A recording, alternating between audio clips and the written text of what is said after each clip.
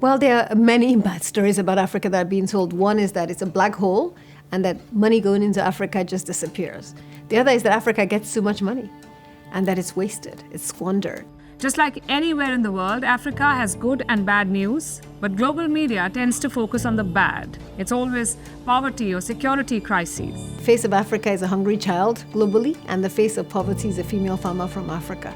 Media's coverage of Africa contributes to people's investment into Africa at 10%. And that figure, when we extrapolated it across the continent, was $4.2 billion every single year. That's how much negative coverage is costing Africa. And for me, those narratives are unacceptable. We need to tell more positive stories about the successful investments that have generated 10x, 100x returns, and there are many of them. The data shows that most of the narratives in the public domain are wrong.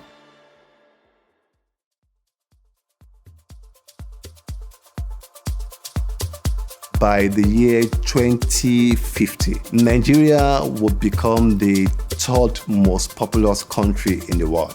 Lagos currently has 22 million people, so one of the largest cities in the world. To contrast, in 1990, there were 6 million people. So it's grown about 4 times in like the last 30 or so years. Energy, drive, hunger, passion, a desire to rise is embedded in our culture and in the systems of Nigerian people. It is true, the Nigerian entrepreneurship spirit. You can feel it when you land at the airport. Lots of chaos, lots of energy, very vibrant, very entrepreneurial. Now, Africa has been a historical contributor to the global food ecosystem and continues to contribute today. 80% of the world's unused arable land is on the African continent. 70% of the world's cocoa is from just 2 countries, Ghana and Cote d'Ivoire. 50% of the world cashew is from West Africa, Benin Republic, Nigeria, again Cote d'Ivoire. And of course, coffee was born in Ethiopia, and 18 countries in Africa produce some of the world's best coffee. So if you've had a coffee today, you have Africa to thank for it.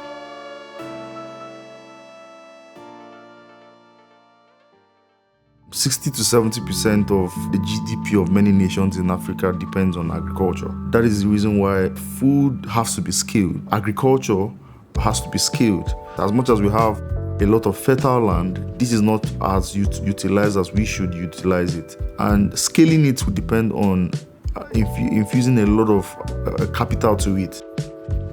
Okay, so ThriveAgric is an agri-tech company that works with smallholder farmers to give them access to finance, technology-based advisory, and access to markets. We have about 30 million smallholder farmers across Nigeria. It can be described as, families that have, a small piece of land, not necessarily as a source of income. They farmed to feed their families. They have limited access to growth, to technology, to education. They've never been able to expand beyond what they farm and, eat in their families. Technology is at the core of our work. Why? Because there's a need for skill. And technology is that one component that can be able to help that skill happen.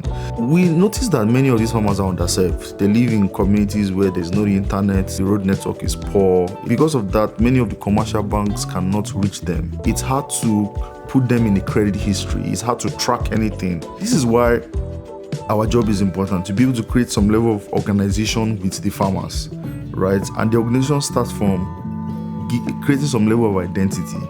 Where is the farmer and where is the piece of land that they own? This is where technology comes in, right? We do a lot of hard work in mapping their land, gathering their biodata. What that helps is to be able to work with the banks and let them see that these are potential farmers for credit to be given. As of 2023, we have funded farmers with over $60 million.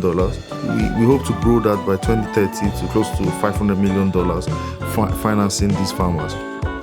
People, when they think about Africa, a lot of times their mind goes to philanthropy, and a lot of times the philanthropy is food and water.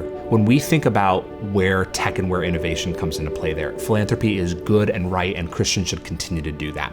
However, when we think about food, for example, in Africa and more availability of food, you can go one of 2 routes. Number one, you can either try to import a lot more, which is going to be really hard because you're importing from countries with stronger currencies, or you can try to generate more on the ground in Africa. But we could also look at, hey, is there a lot of food that's maybe not making it to the end customer or to a lot of the people that need it? Farmers experience over 40% post-harvest losses, especially in the perishables.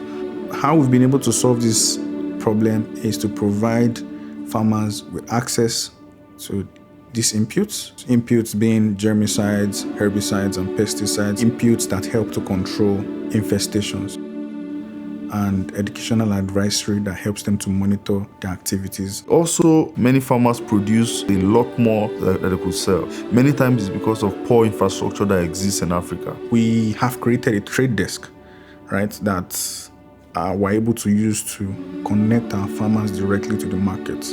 And we have also laid down, how we manage our logistics to ensure that there are no problems from, first mile to last mile on the supply chain. We've been able to establish relationship with a number of big players in the offtake market across the country and international communities. So when you think of what Thrive's done, one of the things they've been able to crack is actual distribution, essentially their go-to-market, with a lot of rural farmers. It's really easy for an American to think about an idea that's going to help a lot of farmers in Africa. The harder question is, how do you get to them? How do you actually sell the product? They're not as centrally located. There's not a lot of infrastructure to actually get to these farmers. A lot of them aren't utilizing technology. So thinking about what Thrive's done, which is number one, they've shown that you can actually build a very large technology company solving a felt need in the agricultural space. And also they've done that through really innovative means to actually go to market with their product in a way where not every customer is centralized. If you were to say, hey, let's pretend we have 30% crop loss from when it's farmed to actually the end customer. If you could solve half of that, so 15%, what's that worth? The answer is probably billions of dollars. That can compel Western investors to actually bring the capital to the continent where the capital is actually really needed and can do a lot of good. We've been able to generate at least a yearly revenue of 7 to 10 billion naira. And we've been able to scale to about 5 countries: Nigeria, Ghana, Kenya, Tanzania, Uganda. The goal for us has been the same all the while when we started, to be able to onboard farmers, give them access to finance, technology-based advisory, and access to markets. My pastor has been a very fundamental part of the work I do. ThriveAgric started, and he was the first person we spoke to about. He encouraged us on the need for hard work and the need to ensure that we are stewards of the resources of God. And why that was important was because of the instruction God had given me to start business, expand the influence of His kingdom through marketplace leadership. So it was essentially the kingdom of God that should be expanded as opposed to my own personal ambitions. Having that mentor, that spiritual guidance has been important to remind me of the true reason why we started what we're doing today. Building an Africa that fits the world and itself. Africa has over 1 billion people, nearly 2 billion. Over 1/3 of that number, they are smallholder farmers. And the challenges of the sector is enormous. And when I see myself and then our team solving this problem, we see it as a sense of responsibility and a sense of privilege, because we believe that God has called us. We see it as the privilege to be called to a service unto the Lord, because these are people who the Lord has created and who the Lord has called us to serve, and to all to the glory of God.